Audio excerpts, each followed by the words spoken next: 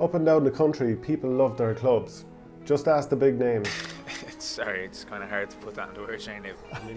Okay, well, you always give it your all for the club, no matter who you're playing or what you're playing. You just always have to try and push yourself. This is for the Tyrone people, Nicky. Whatever grade you're playing at within the county, that you were able to have that opportunity to play. And the other night, like I said, I'm going to watch it. Well, hopefully you will too, as Our Game launches an online fundraising platform for clubs, helping you raise money for your team through a live interactive show on Zoom. There was a time when a club could sell hundreds of tickets and fill out a big venue, putting on an entertaining show like Dances with the Stars, White Collar Boxing, The Cube and anything in between. Lots of money in the coffers to ensure your team could operate for the season, and a good show put on for those supporting the cause. Right now we're quite some time away from being able to put big crowds into a venue, yet the costs of running a club remain. So if your club is in need of a financial solution, perhaps we have it for you. We'll do it all for you too. We'll set up the ticketing platform, we'll send you a unique Zoom link for each person who has bought a ticket, all the issues taken out there, help organise a great panel of guests and put out a live interactive show for those at home to get involved. Simply contact us on events@ourgame.ie and we'll set your club up for a highly profitable evening's work. It's a simple recipe for your club to get much needed cash in the door, with the extra option to sell raffle tickets if you've prizes to give away. So contact us now at events@ourgame.ie.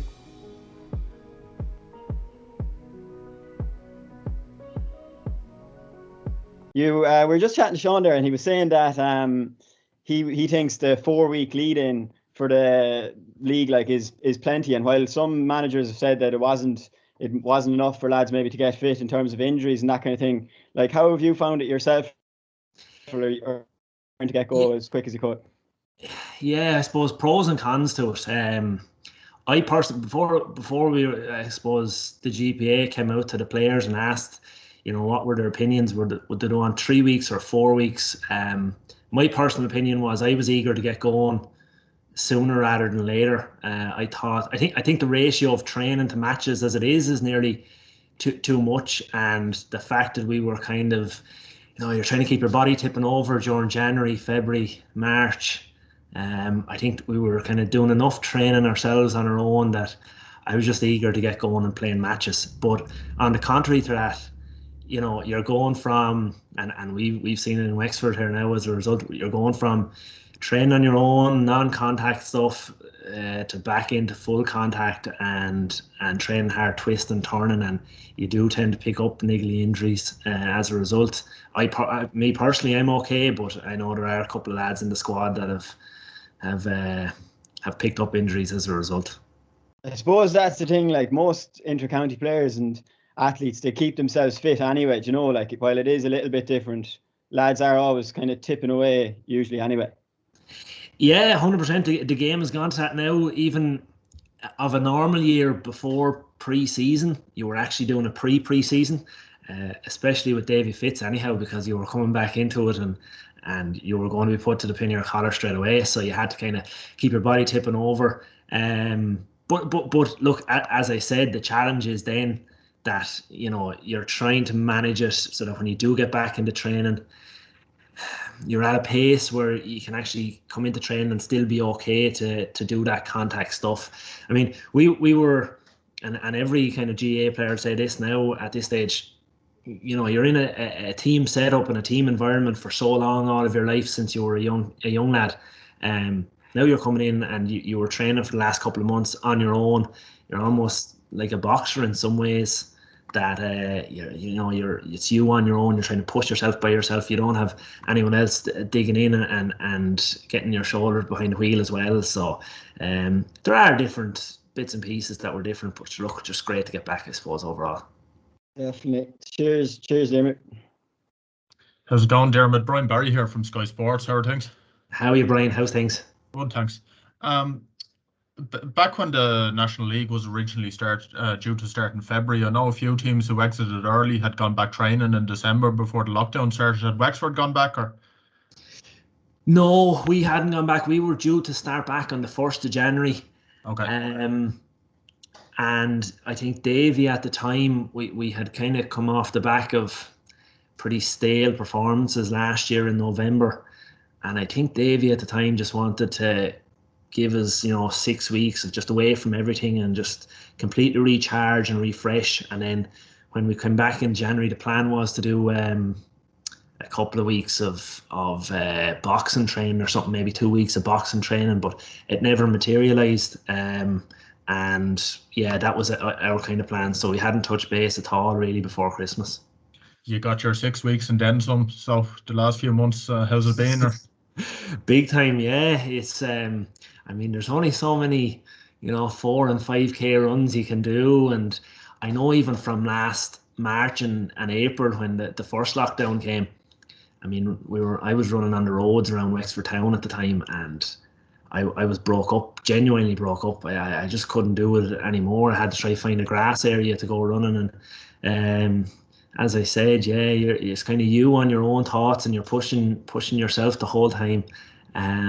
It's far from easy, and it's a great skill for people in kind of single sports like boxing or rowing or whatever it may be, or running even, that they're able to just motivate themselves consistently on their own. It's a great skill to have. Yep. You touched on it there at this point in early exit in 2020. Is there anything you can take from it, or is it just draw a line under it and forget about it? Potentially. Right, that's not me. Sorry, I'm a school teacher here now. When I see a guest is coming into the lobby, I'm straight away going to the mouse and accepting them. Sorry, from teaching online over lockdown. Can I take anything? Yeah. Look, I suppose in ways you can. I mean, like it was as tame an effort to retain a Leinster title as probably anyone has come out with. We just didn't perform at all, and as I mentioned there, it was flat. It was stale performances. You're really trying to get back into the mindset of challenging yourself like 2019 again, and try to lift yourself a little bit more, and try to dig in that way. I suppose, look, in ways, on a personal level, you just want to kind of forget your performances. They were so below par, and I expect so much more from myself, and I know the lads do as well, as a team, to try and rise above that and come good again this year. Yeah. Is the league important in that regard, to get a few wins under the belt again, or? Absolutely. Momentum is everything in this game, especially for us.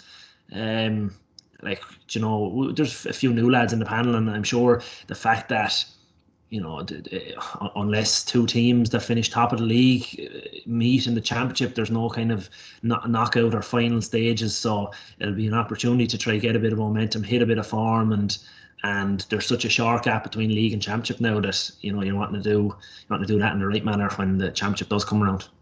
Sure, sir. No problem. Diarmuid, Colm Keys from the Irish Independent. How are you? Good, Colm. Thanks. How are you? Not too bad at all. Not too bad. Obviously, you did some analysis of the two defeats last year. What did you come up with? Anything? Identify how you were so flat? How you performed so poorly for, as you said yourself, Leinster champions? There hasn't been as tame a defence. Is there anything you could identify? Did you front load a lot of it for the earlier part of the year and maybe get caught that way? Was there anything that came out of it for you? Probably the standout thing was we probably anticipated games to be coming back sooner than what they did. So we were trying to keep our fitness levels up during the lockdown, probably a little bit earlier than other teams might have had. And as a result, when games did come back, we were greeted with club championship first, and some of the lads probably reckon that they had a better club campaign with their clubs than they did with their county campaign, and hit form earlier in the season than when the Galway and the Clare games came around. So yeah, I suppose the phrase you used there, Colin, front loaded, is probably appropriate. We just anticipated the games would come back sooner than what they did, and probably pushed a little bit too hard at the beginning. And the desire to come back and rectify that, how quickly did that manifest after the Clare game? I mean, within a few hours, Davy Fitzgerald had recommitted again. Was that your sense of it in the dressing room that evening, that you wanted to get straight back at it? It was such a disappointing season. Yeah, well, the year had dragged on so much, and for a long period of time, you couldn't really see the light at the end of the tunnel with games coming up. So I suppose the immediate thing was you just want to get a break from everything, completely remove yourself, and just freshen up totally. Davy, he played his cards well in that sense that he only lasted a couple of hours, and he said, "I'm 100% committed to 2021," and that kind of gave the players a little bit of right. We don't have to worry about whether, because in previous years, will Davy, won't Davy come back? That was it. We knew where we stood, and the plan was laid out.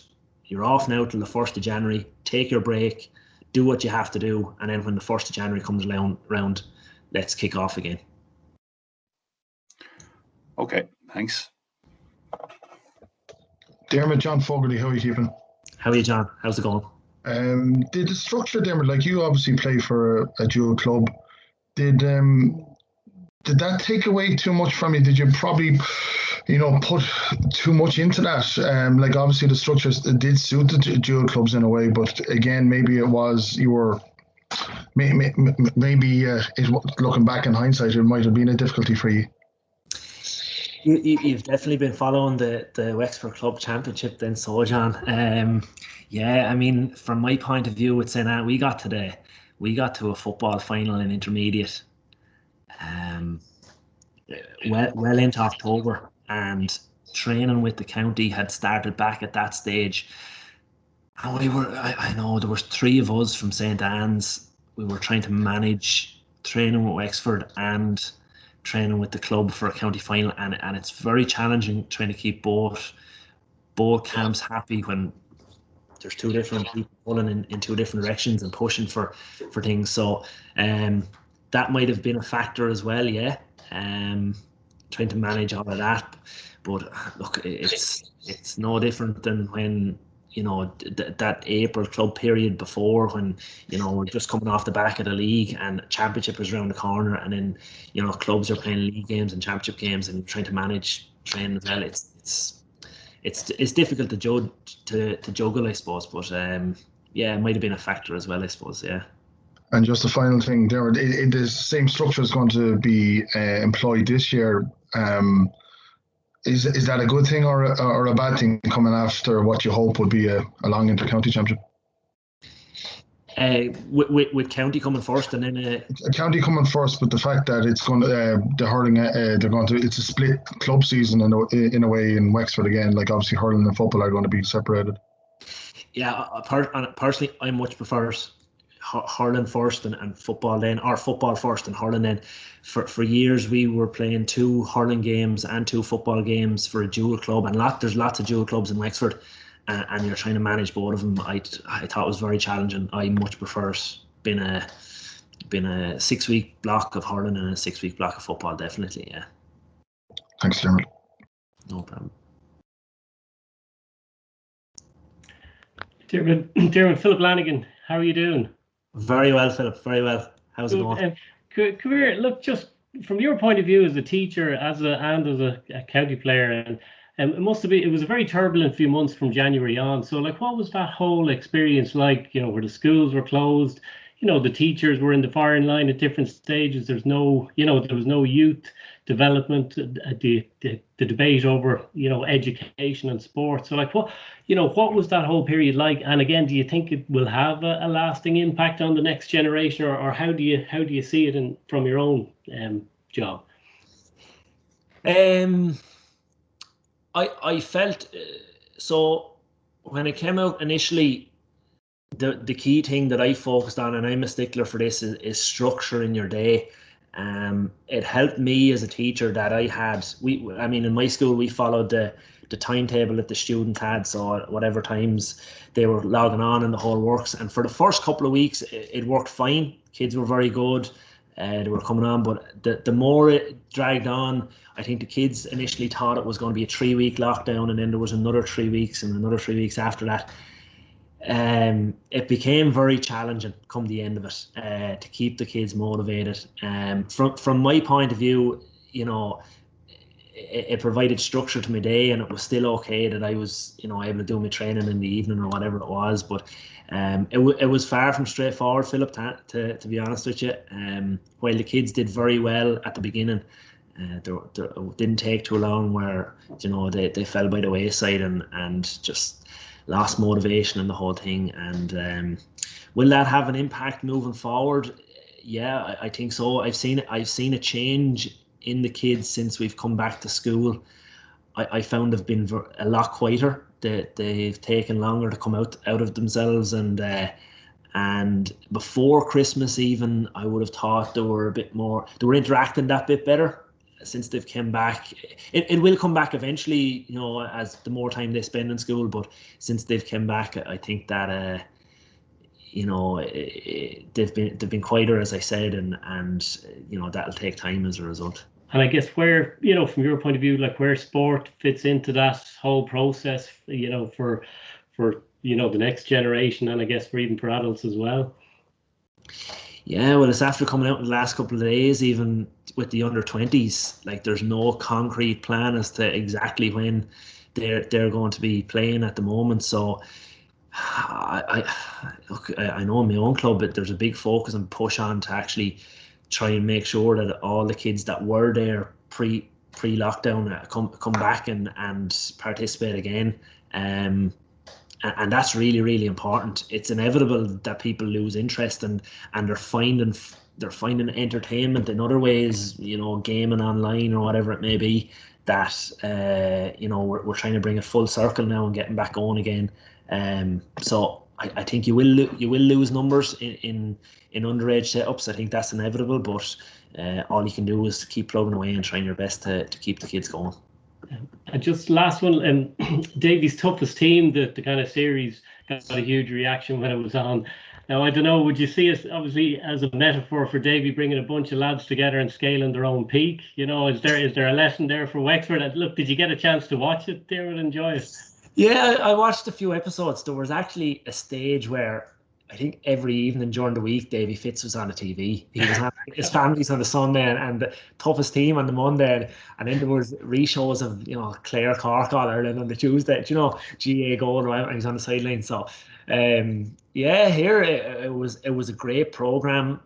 He did very well. All the lads did very well, and they were down in Ferns filming a couple of things as well, which was great. And it was great. It was great entertainment to see someone actually have such an impact on the young lads, and I could see at times as well. There was one or two occasions where Davy had to bite his lip, and he has to handle these young lads differently than what he'd handle us in a team environment. So I'm sure he learned loads as well, and the young lads did too. Yeah. Great stuff. Cheers, sir. No problem, Philip. Hi, Diarmuid. It's Gordon Manning here, there, son. How are you? How's it going, Gordon? I'm good, thanks. I'm good.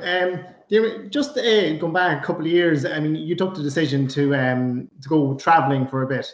Am I right in saying you arrived back kind of in January 2020? So you kind of I'm sure it was a big decision to kind of work-wise and sports-wise to take that decision to go travelling. But I mean, if you didn't do it then, the way the last 2 years have gone, I mean, you weren't long home when kind of COVID arrived, were you? So I mean, that decision and to get away and stuff, I mean, have you looked back on maybe how fortunate you were to actually get away? You arrived just a few weeks before COVID hit here. Yeah, absolutely. I know we were only chatting about it with friends there over the last couple of weeks. We were blessed to get away when we did. And looking back on it now, there's argument to say that we actually could have stayed away for a little bit longer than what we did. I have a brother living in Australia, and him and his wife, they had a child due. It was due at the end of February, but actually arrived at the first week of February, and we had only left there maybe a week or 10 days beforehand. So if we had to stick around for another little while, hindsight is great. We could have stayed an extra couple of months or whatever. So but I came back, and I think the first game I was back for was Clare in Wexford Park, I wasn't tugged out at all. I got about 10 minutes, 15 minutes against Kilkenny the next day, and then Dublin and Croke Park, and then everything just shut down after that. So at the time, we're probably saying, geez, we could have stayed away for a little bit longer than what we did. And then when lockdown came, you know, we got into the summer and we were half thinking, you know, maybe we'll go away again, because there was not really happening. There was no real light at the end of the tunnel, and things were dragging on. But no, look, delighted to get away when we did, and loved every minute of it. Wouldn't change a thing. So yeah, it was we were one of the lucky ones, I suppose. You say it's a brother you have in Australia, is it? Correct, yeah. So have you kind of been in touch with him? And I suppose they've had a completely different life over the last kind of 18 months than we have. Yeah, he'd FaceTime me every Sunday morning while he's on the golf course at 7 o'clock, and you know, and the sun is beaming down. You don't get long about being jealous of that now, to be honest. So, but no, look, he's hoping to get home this Christmas, hopefully all going to plan. We have a wedding or two, so he's hoping to get home for that. And yeah, look, he's been over there now, actually 10 years he's been over there, so he's happy out. And just a final one for me then, Diarmuid, the fact that, I mean, there's been no games for so long and players have a short enough lead into the league. Do you think that the kind of the first couple of rounds of the National Hurling League won't be hot and heavy stuff, like players will just be kind of really building up a bit of fitness? Yeah, I think players will be going full throttle, no doubt. I mean, I don't think there's a player or a team out there that's not going out to win every ball and every game, and they'll be going full throttle, hell for leather. Will the kind of skill level or touch be at the same level as what it might be later in the year? No, absolutely not. It'll take a couple of weeks to come up to speed with it. Will fitness levels be at that level? No, absolutely not as well. So it will be a little bit of a trial period as well. So where some new players into the squads can get a bit of game time. But look, it'll still be hell for leather. There'll be plenty of quality in it. And as we said at the start of the call, I mean, all inter-county players now are doing something to keep fit. So, you know, players won't be doing too bad and teams won't be doing too bad in the first couple of weeks, no doubt as well. Thanks, Diarmuid. No. Hi Diarmuid, Owen from RT here. How are you, Owen? How's it going? Not too bad, thanks. Diarmuid, just wondering, have you had a chat yet about the new rule on the goal scoring opportunity, or what you make of it yourself? Yeah, we had our first chat about it there on Sunday morning at training, and I think that there's a little bit of uncertainty about it at the moment. I think referees are due to meet later in the week to discuss things fully again. I didn't quite realise that a deliberate drag down anywhere inside the 21 results in a penalty. You know, if that happens in the corner flag and they're the last man, it's a penalty straight in front of the goal.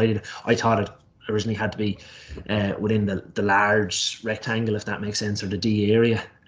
So that was new to me. But yeah, look, it's with all these things, it's going to take a little bit of time and a couple of games for people to get their head around. And no doubt the analysts on the Sunday game at night time are going to be arguing about, you know, certain instances in games. Was it a penalty or was it not? Or was it a black card or was it not? So a little bit uncertainty about it himself at the moment. But yeah, look, sure, with all these things, you just have to give it time. Cheers. No problem, Owen.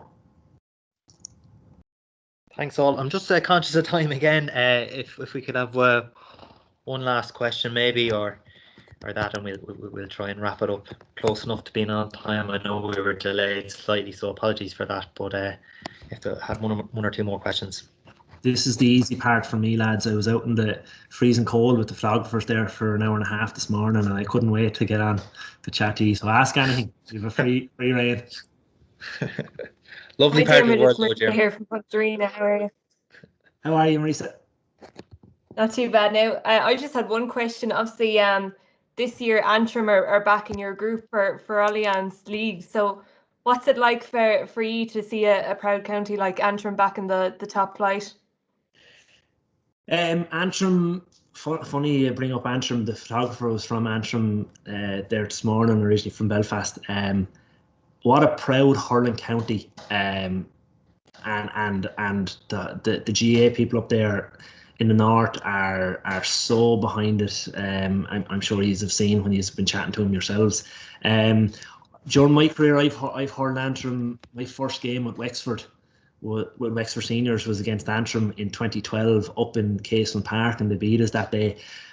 I've hurled them in Ballycastle and in Wexford Park since in league games, and there hasn't been 2-3 points in between any of the 3 games. They will be guaranteed going hell for leather for every league game, and it's always a game I enjoy because they bring everything to the table when you play them, and they'll have no problem surviving in Division 1 in the Alliance League. I'm sure of that.